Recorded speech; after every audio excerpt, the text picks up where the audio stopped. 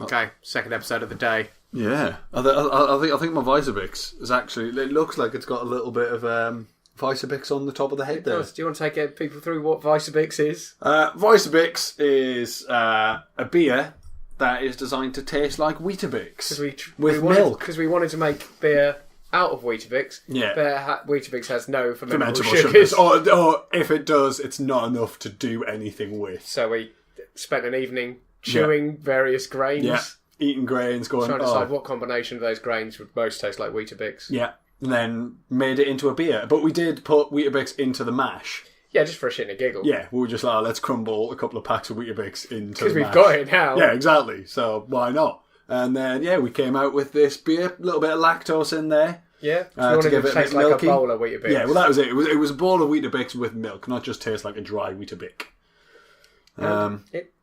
It's nice. Yeah, no, it works.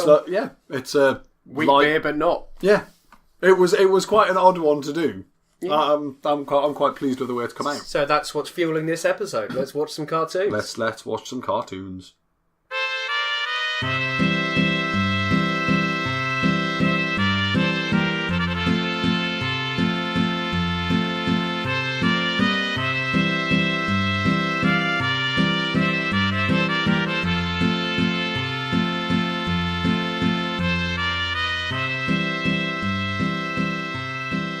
Hello and welcome back to the Space Jam Continuum. I'm Chris McLennan. I'm Carl Noble. And it's our 30th episode. Is it? It's our 30th episode of trying to make a coherent cinematic universe out of something that was never meant to be one. How are you feeling?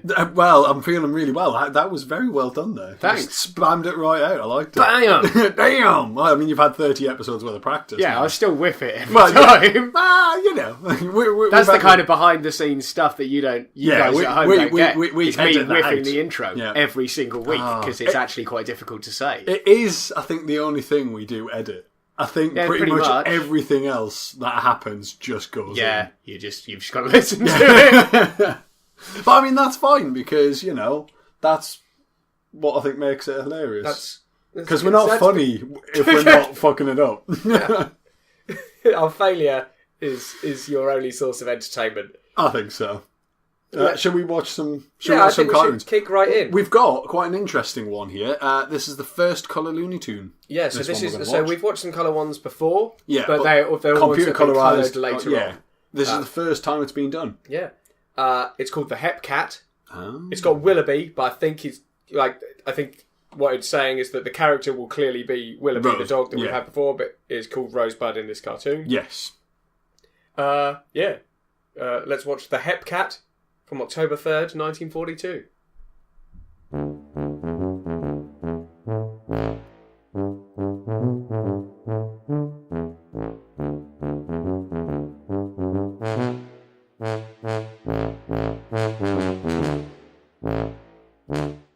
What a horrific way to end an episode. That was half a corpse in a nightie. Fucking hell, that was brutal. Okay, so...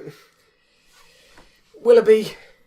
Rosebud here. Yeah, maybe that's why he's using a different name because of what he did. No, I think I've got some thoughts on Willoughby and in fact a few similar characters, but let's just run through the episode first. Okay. So Willoughby, or in this case Rosebud, is basically has a beef with the cat over the fence, and he's chasing the cat. He fails to get him. He does. Then we cut to the cat. He's hep to the jive. Yeah. Like he's a jazz man. He's a sassy cat. He's a sassy cat. He sees a female cat. Yeah. He falls head over heels. Yeah. In lust with this female cat. He does. And yeah, so he sort of tries to get with her. She sort of fobs him off. Yeah, gives him the cold shoulder. Yeah. Yeah. But then, a while later, a note comes over the fence. On a brick. Because, that's how you do it. And it's got kisses all over it, and it's like, come the other side of the fence for a rendezvous. Yeah. So he goes over there, and you see his cat pop over the fence. Yeah. And on the other side, look at that, it's Willoughby. It's a puppet he's made. Oh. Now, this puppet is alarmingly good. Yeah. And I don't reckon Willoughby's the greatest puppet maker in the world. I don't think so either. I think he's done something untoward to that cat. Yeah. And he's popped a 90 on it and gone, right, that's a puppet. Oh, but needless to say, it works in luring Hepcat. Hepcat over there. He gets chased down again. Yeah. And in the end, it's left... Well, he managed to lose Willoughby. Yeah, well, Willoughby got stuck up in a washing line. Yeah. And then he's left with the puppet. We never see that female cat again. No, and he's kissing it and loving on it, and the bird comes along and goes, "Hey, Epcat, that's not a real girl." And he's like, "I can dream, can't I?" And it's like, mate, that's half a corpse and a 90. And he knows it's half a corpse and doesn't care. He's like, well, this is enough for me at the moment. It's not right. It's not good. It's not cricket, is what it's not. So, what were your thoughts? Because I'm thinking that Rosebud is Willoughby's murdering name. Okay, so I think when an animal is not super sentient, not part of society. Yeah.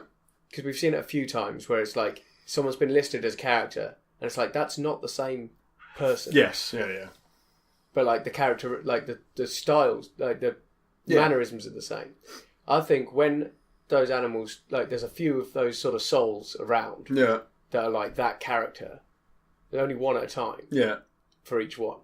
But when that animal dies, that soul gets just popped in another. Okay. Gets popped in another. Just so all the dogs that are Willoughby are living the same amount of time as a dog would. Yes. And then, something's happening to them. And they get knocked off. Another dog becomes Willoughby. Its soul floats around for a while, unattached. And then connects itself. Because that's not the same dog again. No, it's not. It's not. And it's not even because I think at first we were kind of is Willoughby just a breed of dog? But then there were different breeds that were kind of popping up as Willoughby. Yeah. So no, I can see that because we've already identified that ghosts and stuff like that are actually things in the Tooniverse. So it's not beyond the realms of possibility that Willoughby is a soul that goes around. Yeah, I think possessing. Instead of becoming a ghost, you're in a weird limbo for a while. Yeah. And then you're just sort of popped into another one.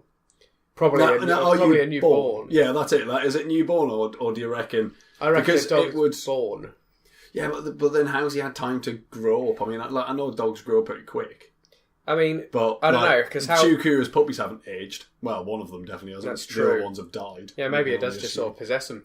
Yeah, that's what I'm thinking. Maybe it possesses them for a bit and then leaves them. It's got unfinished business, and it tries to do that by possessing various dogs that will allow it to finish its business. What do you think its unfinished business is? It's not sure anymore. Half in cats? It's not sure. It's got unfinished business from so many previous dogs. Oh yeah. Because it goes, okay, I'm going to get on this dog, finish, but no. No, I've got that bit of unfinished business. Oh, new business. I've just got a list of unfinished businesses. Because they need the body, but with the body comes baggage. More unfinished business. Yeah. They sign some sort of deal with some entity, and as those things normally are, it's didn't really think about how this would actually pan out. So possibly that Willoughby, the soul Willoughby, was never a dog.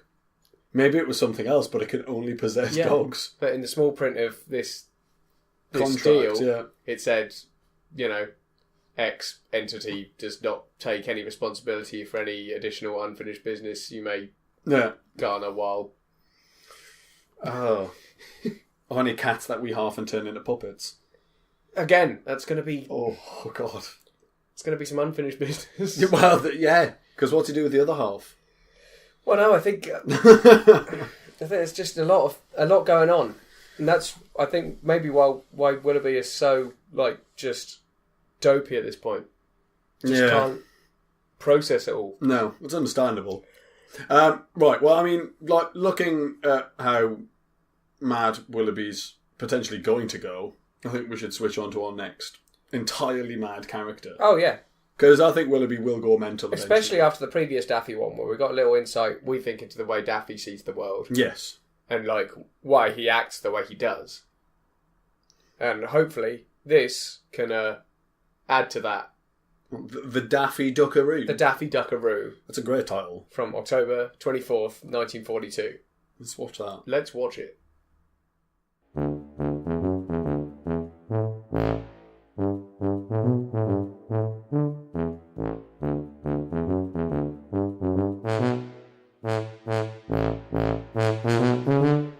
Right, so Daffy used to direct films. Yeah, and reasonably well. And he was in films. Yeah. But that was a long time ago. To our knowledge. Unless, like, we just haven't been... He's been doing that all the whole time. Yeah, I think it's possible that we just haven't been kind of shown any of his recent films. But now he's quit to just go and drove around in the Old West, which, as we know, is pretty much human run. Yes. Yeah. Almost entirely. But he goes there, he's riding his mule, who is having a hard time. It's proper browbeating. It's just head down. Daffy is singing and dancing all over his back for nobody. Yeah, like jumping about. Yeah, like putting on a right piano. show. Yeah, in his cart that just looks like a large motorhome. Yeah, but the donkey's pulling that as well. Yeah, but only in certain scenes. In other scenes, it's not there. I thought it's on a long rope. I don't know. Yeah, who knows? But yeah, he's doing all that. He meets a Native American duck. Yeah. Who he falls instantly in lust with. Yeah. Right. Goes into the teepee. Yeah, she beckons him in. She does. Puts a do not disturb sign on the door. Yeah. And then she's like, I could go for you, but my boyfriend will be back in a bit. And she points at a picture. It's a human. Yeah. So there's a human-duck relationship going on here. Yeah. But he goes, and he turns that picture around. Yeah. I'm going to get down to business. But then he turns up. He does, ringing the doorbell. Then he hides under the bed, and the husband or a boyfriend or whatever is like, who's here? And he dresses up like another lady. Yeah. She doesn't seem to have a problem with the fact that he's immediately going for Daffy in a wig. Yeah, because the thing is, it wasn't like her self-esteem. No, it wasn't like Daffy dressed up like her in the hopes that the boyfriend would think that Daffy is actually his girlfriend. He dressed up as a completely different female duck. Yeah, but I think that because she knows that's what he's done. Yeah, so she then gets out, and then it's a kiss chase thing. Yeah, and Daffy seems more than liberal with the kisses. Yeah, he's learned a thing or two from Bugs. I think he was doing a lot of kissing before Bugs.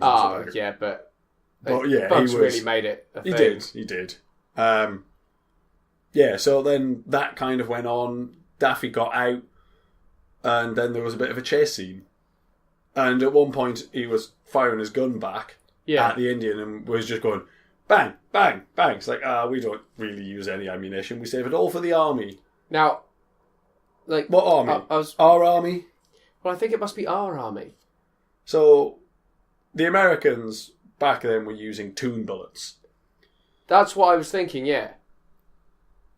How's that going to work? I don't think they used entirely toon bullets, no, but maybe they gave them, for some sidearms, or maybe for the special forces, in Roger Rabbit. Yeah, but that's what I'm thinking. Those bullets were weird. Oh, yeah. In Who Framed Roger Rabbit. But let me ask you this, Cal. Go on, then. Who won the war? That's a very good point. Yeah. How they do that? Toon bullets, yeah. Weird. So, yeah, but then later on in the episode, he's firing his gun. Yeah, he does then sack that whole thing off. But, I mean, it is a different gun. It's not his revolver, it's a rifle that he's firing. So maybe he's just firing salt and pepper out. Because, they do... that does kind of happen. Like that, you can load a gun up with rock salt. Yeah, like salt shot. But you're still using gunpowder to project it. Yeah, but I think it was the metal that which was important. Yeah, so possibly he was firing rock salt out of it. But yeah, I was So my one thought was Toon Bullets. My other thought is that just to remain in people's favour, they just drop a message about war bonds or saving mental ammunition. That's the first time we've seen it. Into the episode, and then they carry on. Yeah. However they it's the first time we've seen it this episode, actually. And I think the last episode we didn't see any... The episode before was quite heavy. Like, there was a lot of V for Victory, there was a lot of that. But, like, last episode and this episode, I haven't seen anything yet. Well, apart from that was the first time it's been mentioned. But we have had slightly different characters. That's true. But Bugs and Elmer last time were real V for Victory. Like, they were singing the song about it and everything. Together. Yeah. They were doing a duo. I mean, like maybe they're going to do a bit in the next one, because we have got Bugs Bunny and Elmer next. That's true. But at the same time, it's like... I would have thought they'd keep it pretty solid over the whole thing. I'd have thought so. But we can find out. I guess maybe it just coincides with certain events. Maybe the Toons thought, okay, we could stop doing that now, and then they got a little message from the agency going, by the way, the sale of war bonds has gone down. Do you mind just saying a bit? Yeah, and bumping the old sales. Because people are going to trust what happens in the Tooniverse. They're going to go, oh, some Toons have told us to do it. Let's do it. Obviously. Oh, yeah. Because they're so trustworthy. Because they seem pretty clued up. Yeah, like they're on it. They know They've got their head screwed on. They know what's going on. They ain't no fools. Right. Should we crack on with another one? Let's see if your theory's correct. In the harebrained hypnotist, it's a Bugs and Elmer number. Yeah, it is. And because last episode we saw the last of the fat Elmer. Yeah. It's got to be skinny Elmer. Well, does it? This is a Halloween episode. Well, I say a Halloween episode. It was on Halloween, October 31st. Ghost Elmer. Yeah. Maybe it's just Undead dead Elmer. Just dead Elmer. Just dead Elmer. He's just trying, a weekend at Bernie's with Bugs Bunny. Okay. It's October the 31st, 1942. We're watching The Harebrained Hypnotist. Join us. Join us.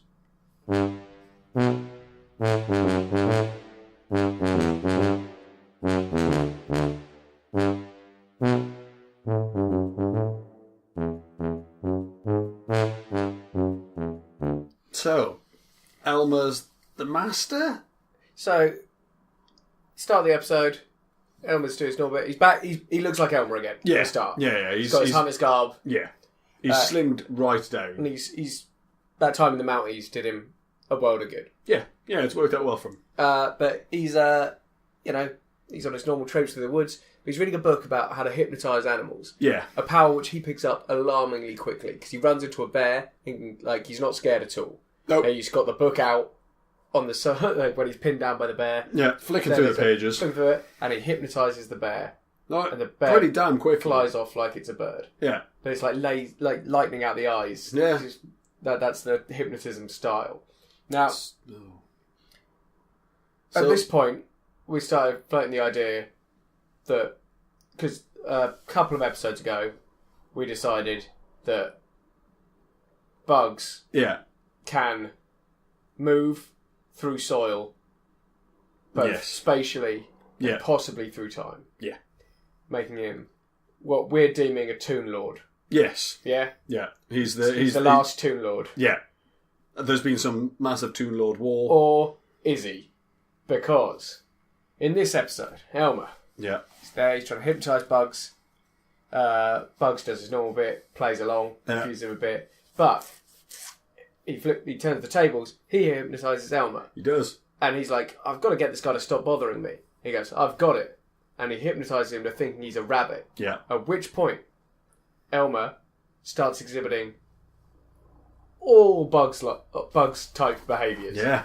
And I think Bugs, the last Toonlord, in that moment, inadvertently gave Elmer some powers. All those powers. Yeah. Now the question is which of those powers are going to remain once the hypnotism wears off? Yeah, but I think it's going to be which powers Elmer remembers he has. Yeah. Which I think will be very few at first. But then they'll be coming. But occasionally he'll just discover one. Interesting. And realise that he can do this stuff. which gives Elmer also the power to travel time and space near infinitely. Yeah. And, I mean, potentially through soil, but maybe his power demonstrates in a he's got a different way. Medium, but it just made Elmer very powerful. I think he did. I think which is why obviously they end up being nemesis across time and space. Across time and space. Yeah. Oh, it's gotten heavy. Yeah, it really has. I mean, the thing is, I still think Bugs is really quite new to his sort of thing. That yes, he may now be potentially immortal, or at least live for millennia, and can jump backwards and forwards through time.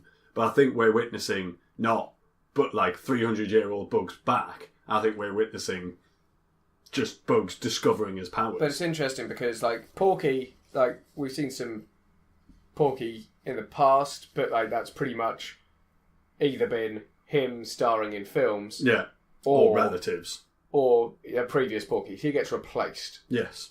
Then we've got sort of the Willoughby and more incidental character situation where we think it's some sort of ghost face, soul transference or something like that. And now we've got third option, all of which allow for our end goal, which is get to Space Jam and understand how and why these people are all in one place playing basketball with Michael Jordan and aliens in wherever it is, 1995. So there's a lot of possible paths to that, and I'm interested. What I'm interested to get out of it reasonably soon is I want to work out what Daffy's about. And things we haven't seen Daffy in many Back in Time ones, so maybe we haven't. But we do know he persists. Yeah, but I think he's too insane to get old and die. That's what I think. I think he's just driven by madness. Well, I just don't think he understands the concept. And because he doesn't understand the concept, it doesn't affect him. Maybe. I think he's just too mental. But there's reincarnation. Is reincarnation a thing? Yeah. Can they grow old and die, and then they just come back again? I was always also wondering if Daffiness is actually just a very specific condition. And every time we see it, it's just a Daffy Duck. Oh no! I think he is. It's too formulaic, I guess. Yeah, I don't think it's like a zombie virus that gets passed down, and when you're bitten by the Daffy Duck, you become a Daffy Duck. But no, what if you're hit by a mallet? But that means that Chloe, the broken back baby, is now going to be a Daffy Duck. No, it would be a Daffy baby. I don't think it turns you into a duck. I think you have to. I've seen weirder things in the Tooniverse, mate. I've seen weirder things. I don't know. That Dover Boys episode, that was weird. That was weird. But no, I think we're going to have to wait and see with that. I think it's going to become evident. But that's what. There's so many characters that are going to end up with a permanent status. Yeah. We end up with the classics. We're gonna get a cheeky one in the next episode. But first, we better just consult the Porky Piggy Bank. Should we have another look at it? I can't think things have changed. I mean, I can't think of things have changed because we're recording this on the same day as we recorded the last episode. Yeah. But we still need to do the middle bit. We'll I'm not going to go and get the Porky Piggy Bank, no. But we do still need to do the middle bit. Should we do that then? Let's do the middle bit. Okay, middle.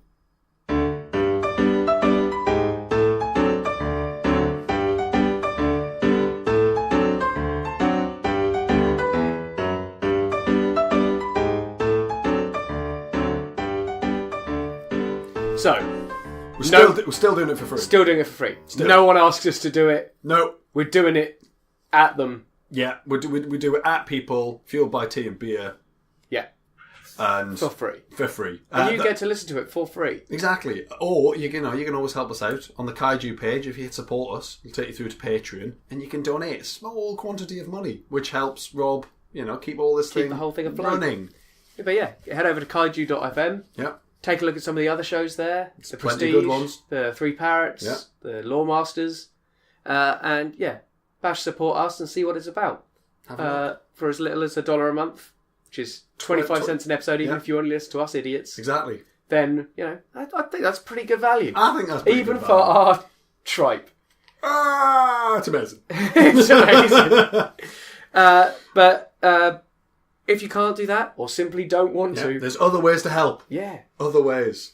Like, you can leave us reviews on iTunes or wherever else you happen to listen to your podcasts. Because they just help get the message out there. They do. Or failing that, just tell some people about it. If you enjoy it, some other people probably will as well. Get a t-shirt printed that says, I like to listen to the Space Jam Continuum, maybe you would like it too. And then, that's the front and back. Yeah. I listen to the Space Jam Continuum on the back, and I think you would probably like that too. And then... Yeah, and then just the address. Just get that done. Yeah, just get it done. Let's see people wearing them. Yeah. Okay, that'll do. Yeah. Let's get a new cheeky character in before the end of this episode. Cheeky character.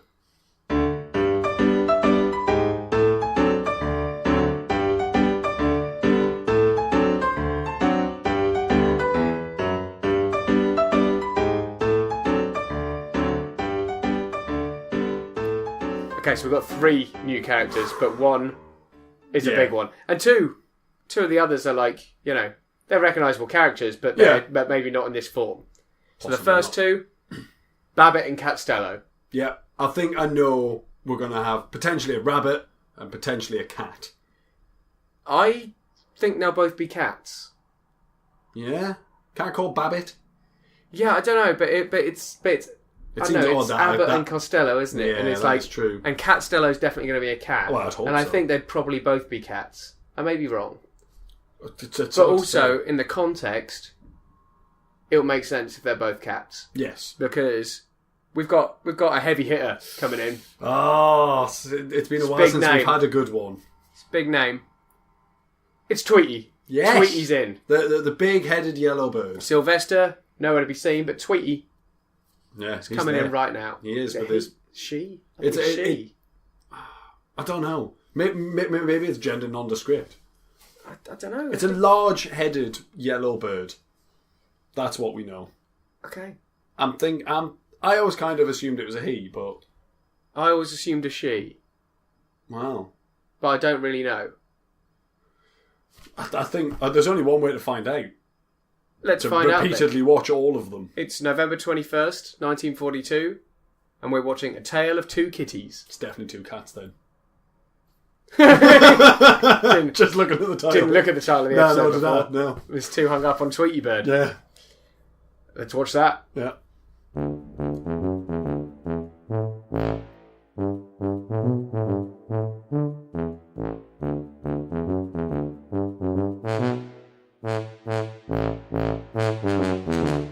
Alright. Baby Tweety. Baby Tweety. Like fresh out the egg. Fresh out an egg. Like no feathers, nothing. It's just a pink bald, little thing. Yeah, like no feathery tail, just that weird dumpy thing that little baby birds but definitely Tweety Pie. Yes. Like we've got the catchphrase. Yeah. I thought I saw a putty cat. Putty tat. I did see a putty tat. So that's there from the off. Yeah. So there's no doubt here. And we weren't sure if Tweety Pie was a boy or a girl. I thought Tweety was a girl. Yeah. I thought Tweety was a boy. Yeah. Cal is correct, but it is apparently the subject of much deliberation even within the Tooniverse. I'm not surprised. Because apparently in a much later one, Sylvester asks and Tweety whispers back, and Sylvester goes, I was wrong. And that's what you get. But in that same piece of information, I got the reason they decided Tweety was male was because in that same later Looney Tunes series, the Cartoon Network one, which we're going to have to factor into this list. Yes, yeah, we are. Tweety is revealed to have fought in World War II alongside Granny when she was young. That's just bizarre because we're in World War II time now. But what I don't understand about that is Granny is a girl. Yeah. So how does that rule out? Confirms that Tweety's a boy. No. So I think it's actually still kind of up in the air. Yeah, I mean it's Mel Blanc, it's voiced by a man, but that doesn't mean anything because Bart Simpson's voiced by a girl. So I don't know. Girl or boy, just don't know. It's Tweety Pie. I mean, well, that's it. I suppose ultimately, it doesn't really matter. It's only going to matter like when we say, "Oh, he did this" or "She did that." Then I mean, it will. I imagine it will come up Yeah, if it's just that, yeah, you know, not many idiots have decided they're going to watch all of it. No, well, no. So we'll find it. We'll get to the bottom of this. And we will. We'll give you a definitive answer. They were in it anyway. Yeah. Babbitt and Costello. To me, Costello just looked like a fat guy in a cat suit. He looked like a weird blancmange painted like a cat. Yeah, it was odd. Whereas Babbitt looked more like the cats that we've seen. But they very much had their Abbott and Costello personas. Like, yes. You know, Costello's like the soft-hearted kind of dopey one. Yeah, whistling a lot. Babbitt's like just sort of never does anything himself. No. He just tries to get Costello to do it. Well, so he's trying to get Costello to go and grab Tweety Pie out of their nest, basically. Yeah. Where was the mother? I don't know, out. No siblings. She's just out. Just a bold. Or maybe Tweety's the only one left. Just a bold Tweety Pie. Maybe Tweety's the only one left. Yeah. Or maybe Tweety just popped into existence like that. Maybe Tweety doesn't have a mother. How many eggs do canaries lay? At once? Is it lots? 6? I doubt it. Let's find out. You want to find out? Well, because then we can at least rule out, like, you know, how many siblings we're missing. Yeah, I mean, that is true. I mean, I suppose, like they probably can just lay one. So, you know, it's not out of the realms of possibility that there's just going to be Tweety. Let's find out. Let's keep this... scientific. Let's keep this scientific. We'll Google it. How you doing? Canaries normally produce 1 egg per day in the early morning. Their eggs are small and blue with light brown speckled markings on them. Most hens will lay between 3 and 5 per brood. On rare occasions, will lay a 6th egg. So 1 a day.